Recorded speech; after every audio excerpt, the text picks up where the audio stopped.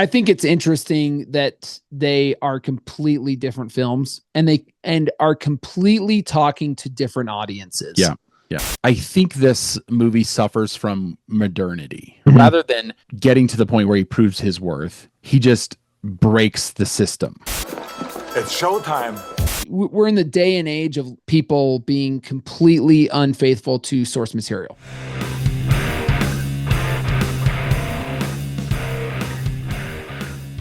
Hello and welcome to the Brothers Random Show. My name is Travis. I'm Michael. And we are two ordinary brothers discussing extraordinary ideas and some random shit. Michael, why are we here? Today we are discussing Predator Badlands versus the original Predator.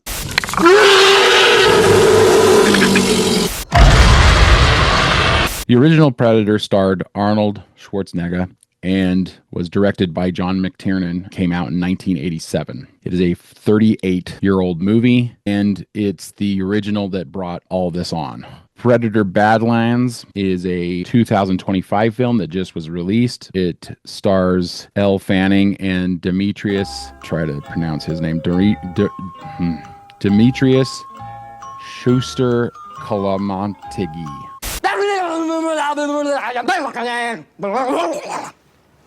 Anyway, it's directed by Dan Trachtenberg, who has directed the last three films in the Predator franchise. His first film in this series was Prey, which was released on Hulu in 2022. It is considered by many to be a reopening of the franchise, get it back on track. It's okay. It's not great. If you know anything about the Comanches, this movie was off-putting because this stars a Comanche female, and Comanche warriors were not good to their females, and they didn't allow them to become warriors at all. That would not have been tolerated. That's where that movie becomes extremely far-fetched. Mm-hmm. I'm in the middle of reading The Empire of the Summer Moon, and it talks about Comanches a ton, and the more I know about Comanches, the more Prey doesn't fit. Yeah.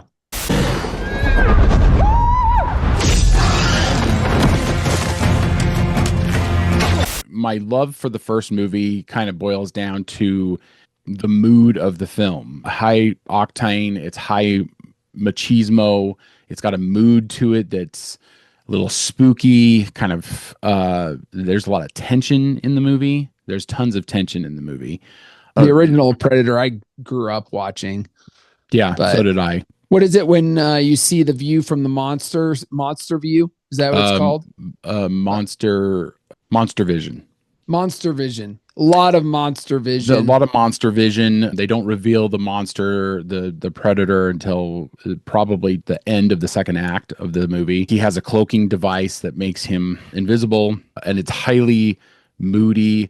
The point to that is to show that these guys, who are the best of the best, are actually brought to their knees. What's great about that movie, I should add, is that they all start out very, very confident with a ton of hubris. By the halfway mark in that movie, they are scared. All of them are scared, yeah. And that's what's brilliant about that movie, is because it's meant to show that even they can get scared.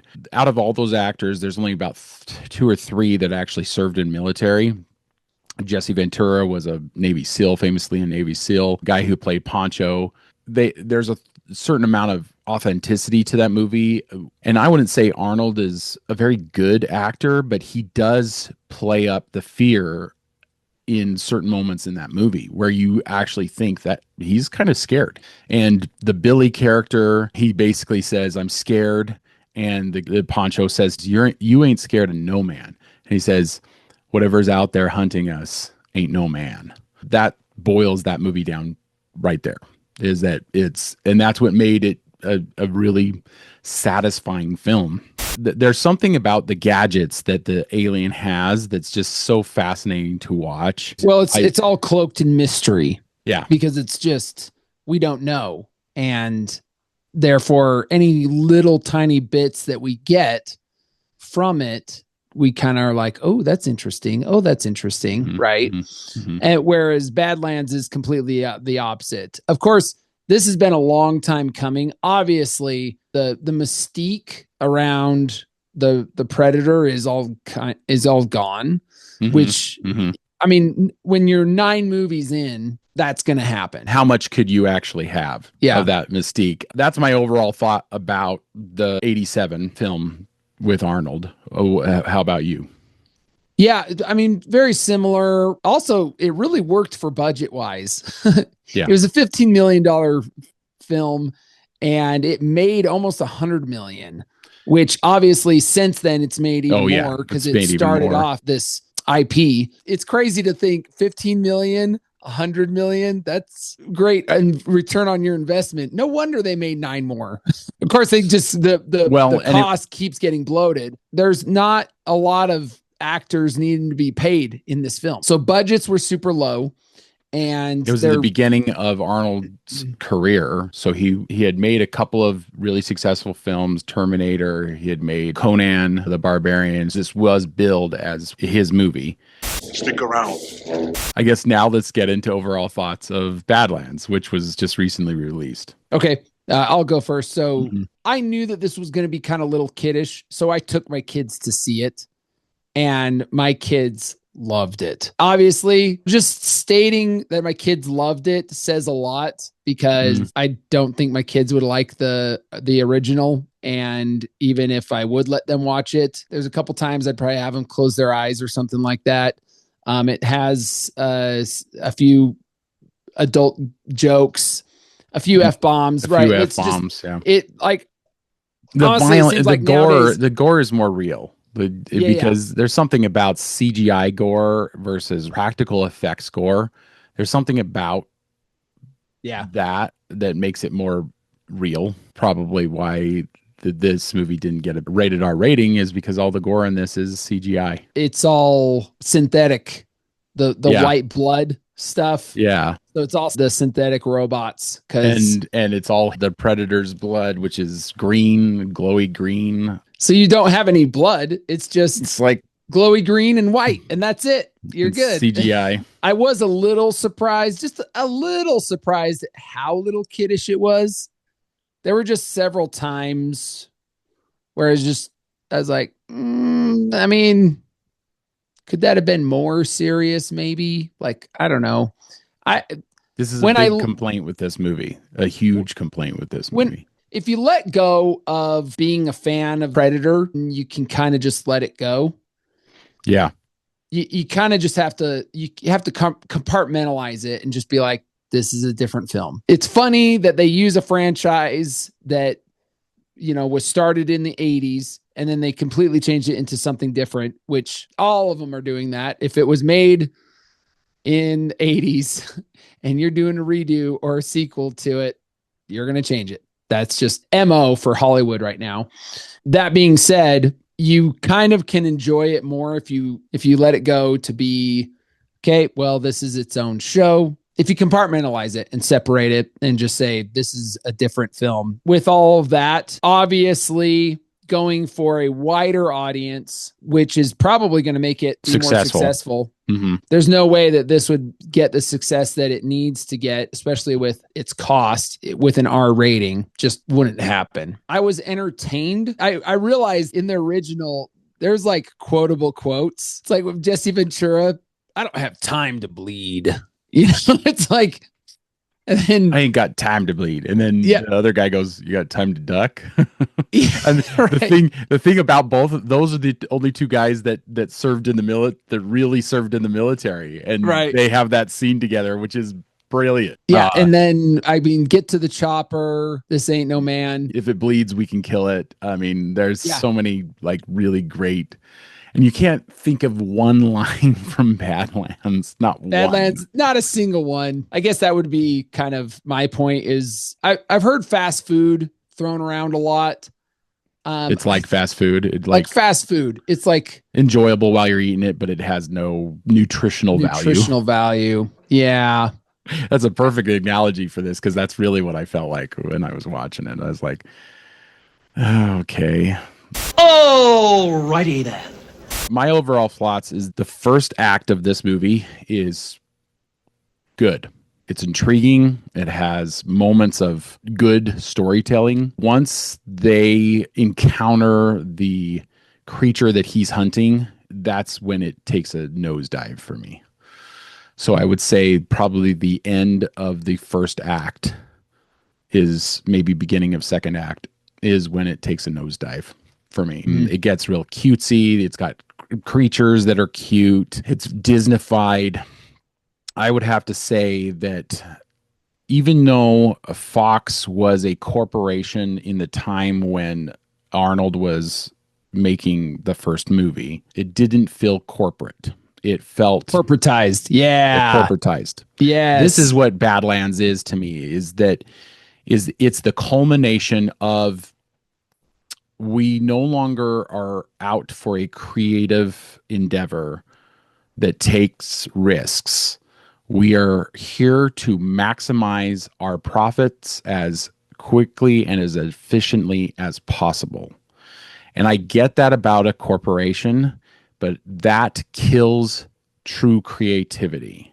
Now, I'm not saying Dan Trachtenberg isn't a creative person, because he obviously is, because there are moments in this movie that are brilliant. But this movie is corporate gobbledygook. Tell me some gobbledygook about having a lion up your bottom. This is full of just, we have to check off boxes and we are taking zero risks. That's what this movie is. Zero risk movie. We do not take any risks because it costs too much for it to be a complete flop. However, it's not exactly firing the box office either. Prey took more risks than this movie, and it was put on streaming. So it very much feels like, if you're going to take a risk, you can't put it in movie theaters. I'm just going to see what the numbers are for the return on investment. I heard an estimate that was $105 million to make. Okay. Which is pretty cheap, actually. Which is low. So if you think advertising and stuff like that, it's probably need to make 300 million worldwide to make back its money. Maybe 250. I'm just thinking, if for the original 15 million to make and 98 million worldwide, that's 5.5 times, right? So if they wanted to get 5.5 times, it'd have to bring $1 billion. If it was 100 million, maybe 200 million with advertising. Oh yeah. Then it would have to be, it'd have to be $1 billion. Badlands would have to make $1 billion at least to make the return on investment that the original Predator made. Maybe I'll make it. I don't know. I doubt it. It doesn't look like, what's the numbers now? 40 million domestically, 80 million worldwide. That's just this report. So it's only been out for about a week. That's still not great. 80 million isn't super great. That's what the original made. Yeah. I mean, but it still has time. It still has time. It could have legs. It could continue to pull in money. They're going to eventually release it on streaming. It'll probably pull in money there. But like I said, I don't think this movie took any risks. It wasn't a risky film. And even though they probably crapped the bed a few times with Prey, that movie did take risks. Because doing it in the Comanche Nation, that's a risky move. I also like to live dangerously. Let's get into spoilers so we can talk a little bit more about these films. The original Arnold film is almost 40 years old. The appeal of that movie is that nobody knew what was going on. And I recently watched it with one of my kids that had never seen it, and she kind of watched it like half closing her eye, like doing this the whole time. And she, because the movie is a tension-filled movie. Because you don't know what's hunting them. At first, like, she's not really paying attention when there's bombs blowing off at the very beginning of the movie when they attack that base. Once the tension ratchets up, once you know that something's hunting them, she's like watching it, but like she's waiting for a jump scare. She waiting for something to come out and jump at her. That's where the tension comes in. And even though most of this movie takes place in the daylight, the music really helps to build this tension. And all the actors, even though I'd never say that Arnold was a great actor, he's doing some really good work in this movie by being scared, even though he's a commando and he's one of the biggest badasses out there. The point is that the original, because there's mystery surrounding the predator creature, because of that mystery, it made for a tension-filled film that is lost on every sequel that's happened since. In Predator Badlands, this, for me, was good and intriguing right up until the Callus shows up. And once this Callus shows up, I'm out. Mm-hmm. Was it because of the reveal of the Callus and the little monkey that was following him? Yeah, it gets real Disney corporatized real fast right after that. So this is my imagination, and I could be completely off on this, but I'm just imagining Dan Trachtenberg goes, okay, I took a risk with Prey. Here's another risk. What if we make this movie with a predator and he's the lead? And it's all him going through this wasteland. And then how much do you want to bet a corporate suit said, okay, you got to have a cute animal in it, and it's got to be rated PG-13, so the violence has got to be superficial. Because the truth is if it had been kind of like an Apocalypto where nobody speaks English,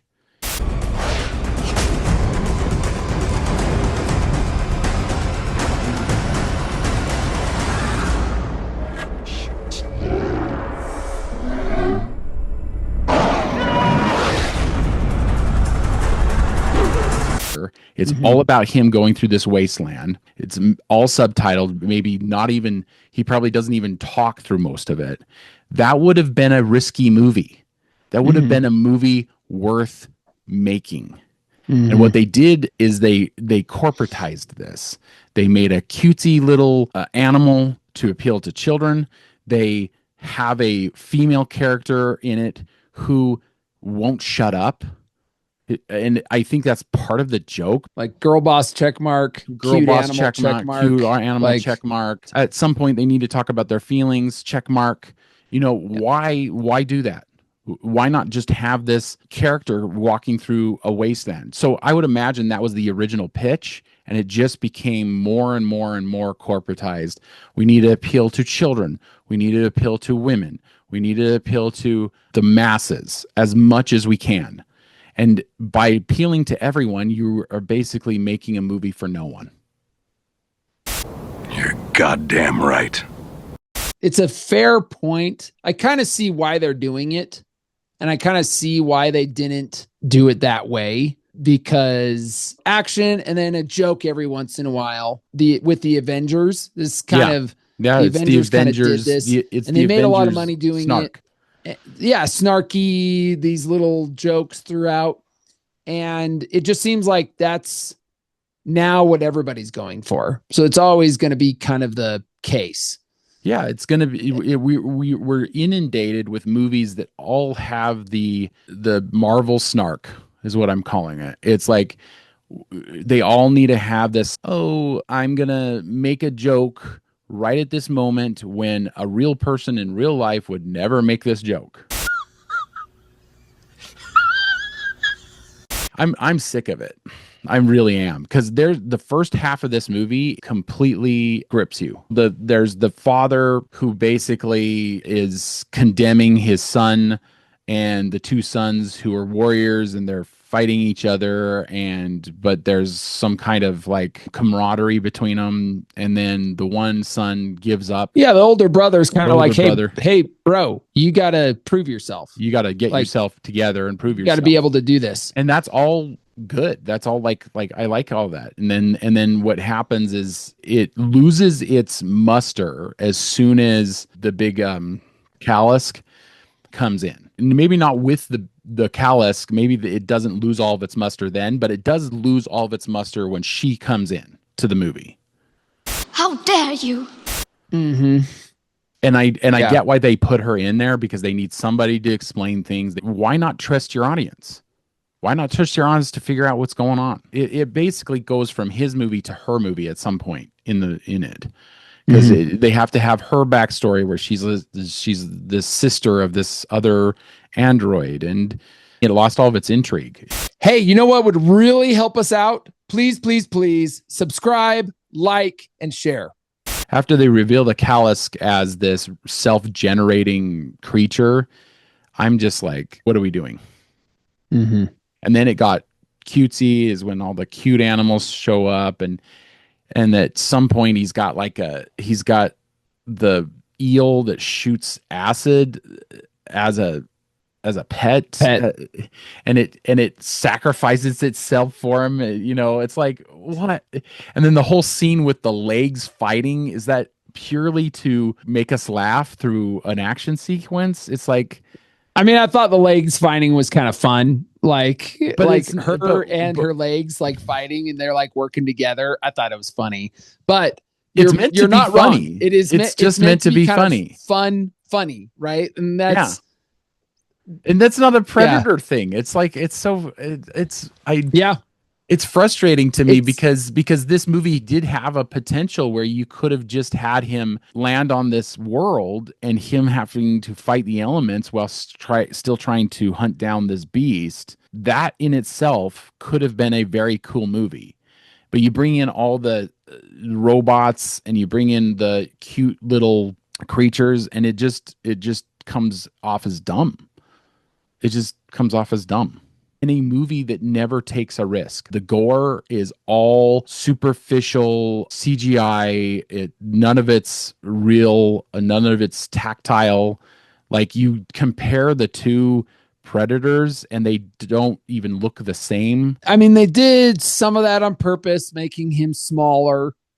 So Dak is like smaller and not as large and overbearing as the original Predator. I think, other than the talons on their face, that's the only resemblance of the creatures. Because when you watch the old one with Arnold, there's like sweat. You can see like moisture on it. You one ugly motherfucker. Yeah, that falls probably under it being CGI rather than and the problem practical. with they had these prosthetics on this guy, and they have like some animatronics in it to move the talons. They also maybe sprayed it down. It looks like it's dripping with some kind of moisture. Yeah, and you never see that in this new one. At all. There's not one point where I think he's working hard and sweating. It's all very fake, and nothing feels. It's all weightless. Like they're actually grabbing real things, or they're jumping off real things, or like it's all weightless. But I don't want to completely tear this movie apart. But all the interesting stuff that happened was when he was on his own planet. Or when he first shows up to the new planet. When he first shows up to the new planet, he's discovering things like the plants that are there to kill you and stuff like that, which I thought was all clever. But then by the end, he's using them as his weapons. And by then, I'm just like... Well, I mean, I guess it kind of shows a story of him realizing his strengths, that it's not just all bronze, that a lot of it's going to be brains for him. Right. Yeah. Which is that he would have lost at the beginning fighting his father. Mm-hmm.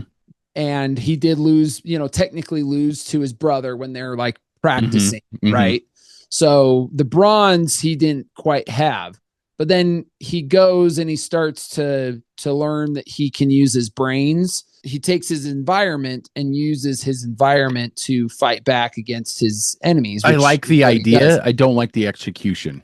Sure. It was like cutesy, like pets. They're all like these little pets I'm gonna make them all pets. Like that. I see what you're saying. Yeah. I think this ranks under I think this is where the new generation is going, is how can we befriend animals? How can we be one with nature and all, and the truth is in real life, nature is rough, and Bears will eat you alive. That kind of stuff. If you watch Yeah. Grizzly Man, you kind of get an idea that nature isn't really on your side, and it's not gonna be cute to you. The idea that he makes the acid spitting eel, a friend, and he trains it well enough to shoot where he wants it to shoot. Where he wants that to was shoot. that was like that stretching was over the top for me. I was just like, that, me too. Oh, so it just knows to shoot that thing and blow it up, and that thing and blow it up, and it knows after one night, and it knows when to sacrifice itself. It's like,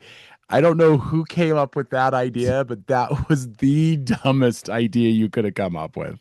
I mean, I like the idea of him using the environment to help him, but the execution's wrong.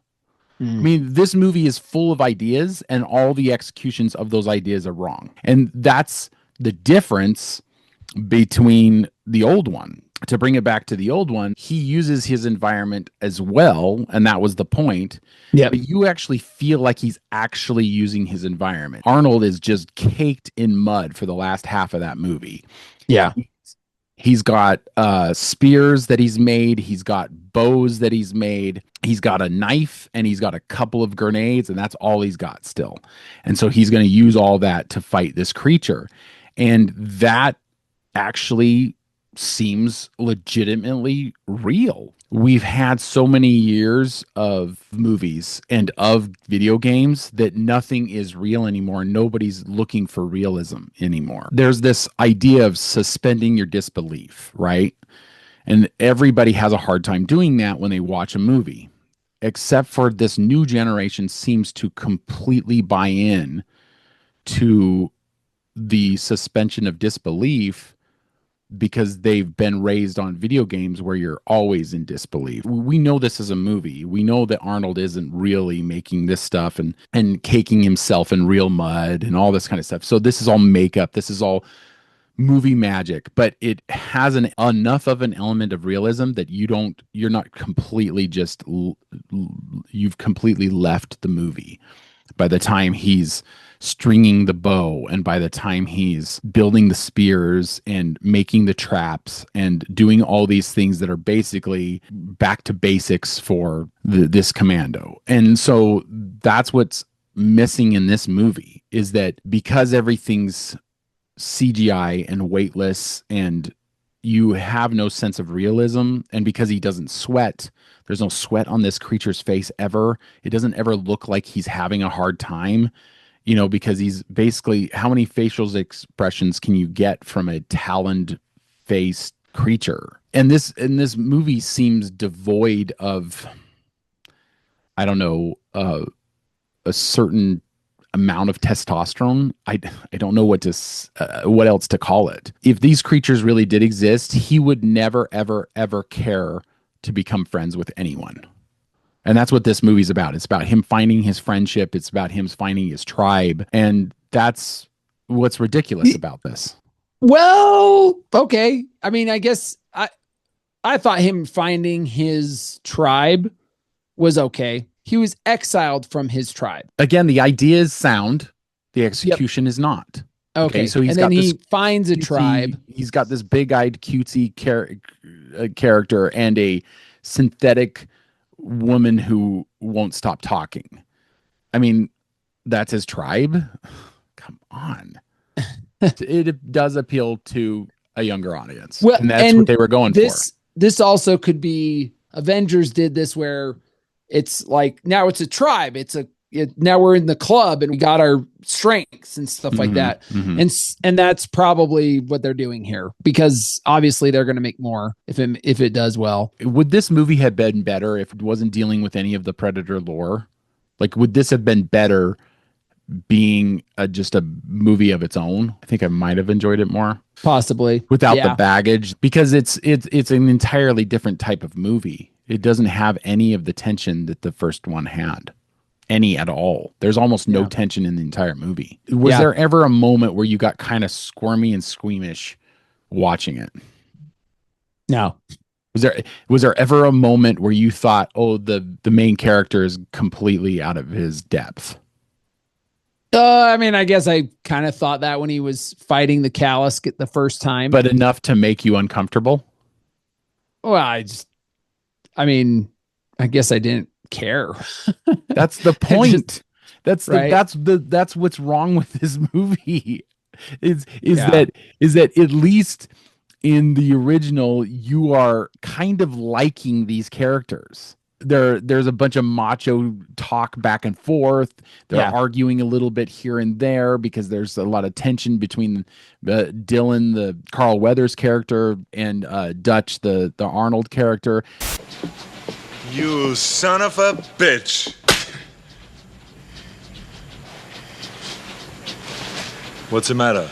There's this tension between the two of them because they have a history to, and you get none of this. You get none of this from this movie.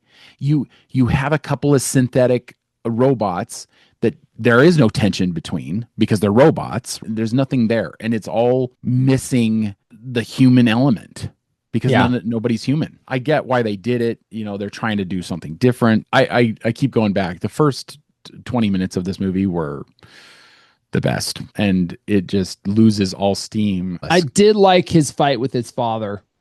Yeah, I know. So that's what my was point cool. is that all the scenes on the home planet of the Predators is actually intriguing stuff. It's actually got some cool stuff to it, but everything else is just filler.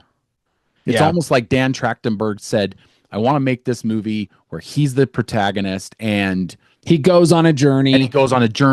Finds his strengths, comes back, and then they kills his father, who killed his brother. And then Disney went, well, we would like you to put in a creature with big eyes and a funny personality. And also we would like you to put in a woman who tells him what to do all the time.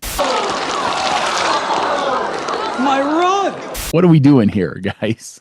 I get it. It's meant to appeal to the widest possible audience. Maybe they did that. There were things I liked about it. And I think probably because I let go of the original. I was lore. Like, this is maybe the lore. Even though I don't know the lore the comic book lore. We don't know the comic book lore. Right? Yeah. Like Yautja, when we first watched Predator, the Yautja were not a thing. Like it was just the Predator and the Predator species. So the lore and the backstories and stuff like that all came from the comic books. So I guess it probably started with the sequel, right? It probably with Danny Glover. Glover, which isn't half bad. I mean, it's not as good, but it's not bad. I mean, even the Predators with Adrian Brody was a halfway decent movie and still played with the elements that the original set forth. Now that movie in its third act kind of falls apart. That movie's pretty good. And The Killer of Killers, which we reviewed earlier this year, the animated anthology movie that was released on Hulu, even that was pretty good. I was impressed with like how they handled it. It's very much like they forgot what made those anthology tales really good and then didn't do any of that with this one. And I know they were going for something different, but there was just too much slapstick, too much snark, too much cutesiness. There was just too much of that for me. And I might not be the audience for this anymore. No way. Did you go by yourself? I did. Yeah. If you had taken your kids, I wonder if you had enjoyed it a little bit more. Now, my kids loved this, and I just realized this was made for kids. Like you kind of shrug you're just like, well, I guess this is made for kids. Obviously, the first one, not made for kids, but maybe that's the point. Maybe they were like, hey, you know what? We got all these older people who watched this film during the 80s and 90s and so forth. Mm-hmm. Right. And then now they have kids. So now they want to take their kids to go see a film. I don't know. It just that's the point. I would agree. I think that was probably the point. I think this movie suffers from modernity. So there's a rebelliousness of the old guard kind of attitude to this. He's weaker, and so they make him go they're going to make him go do something and prove his worth. Like that was the goal of him. But rather than getting to the point where he proves his worth, he just breaks the system. That's what he just decides that he's not going to go along with the system. And then see, and this is, I think, what's kind of problem with society, where rather than prove yourself to society, you're going to break society instead. I think that's where our whole society is, which is why politics is so toxic, which is why there's so many elements to our everyday life that feel very disjointed and kind of messy. Yeah. And this movie kind of shows that. It's like the plot of the movie, his goal in the movie changes at the end when he figures out that this creature is actually can be his pet or whatever however you want to look at it. Yeah. And the problem with that is that he doesn't go back to his own planet to prove himself. Instead, he goes there to break the system altogether. Point being is that the original plan to have him prove himself would have been a good movie in itself, but then you bring in all these other elements to it and it becomes unnecessarily messy. I liked the wolf references. I liked the fight with his father was pretty good.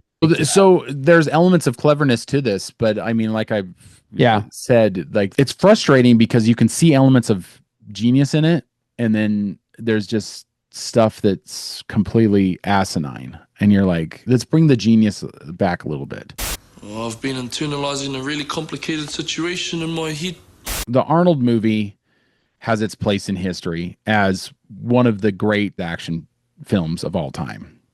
And it's not necessarily just because there's action in it. It's because of the tension in it. That's my point. I think the old one just had these elements to it that make it a superior film in the long run, even though the action might be dated because you're limited in the 80s. I think one of the problems in this movie is that you're not limited.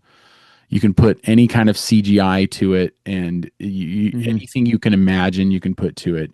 But it also looks like pictures and paintings. That I still go back to, there's no sweat on his face. Yeah. Like it doesn't look like he's actually working hard because he looks like a computer rendering. I think it's interesting that they are completely different films and are completely talking to different audiences. Yeah. Yeah. That's true. Which I think is funny because there's no faithfulness to source material. Like I think we're in the day and age of people being completely unfaithful to source material. That's just... Yeah. When the franchise isn't guided by one vision, that's what happens. Yeah. So we've seen this in the Star Wars world, right? There's so many people that have come and gone through the Star Wars world that it doesn't feel like it has any resemblance to the original Star Wars from the 70s. Yeah. So it's like, because George Lucas isn't involved in it anymore. And so it feels that way, if you can kind of get that feeling from it. I enjoyed this movie, but you're right. It did not feel like a Predator film. And in a few months, you will have forgotten mostly everything about it. Yeah. And it doesn't linger in your consciousness.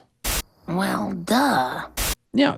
Fast food doesn't do anything for you. It's filling and it's fast and on to the next. It's funny because they changed the tone completely, but they relied heavily on the lore. I don't know. There's just a piece of me that wants to shrug my shoulders and be like, okay, well, I enjoyed this movie because it was entertaining. This is kind of what it is, and we can be critical, but I don't think we change this. This is also a cultural thing. Yeah, this is also culture happening, and I think it goes back to the safe spaces and stuff like that. You can't make audiences uncomfortable anymore. I think that's what's missing. High stakes and the willingness to make your audience uncomfortable.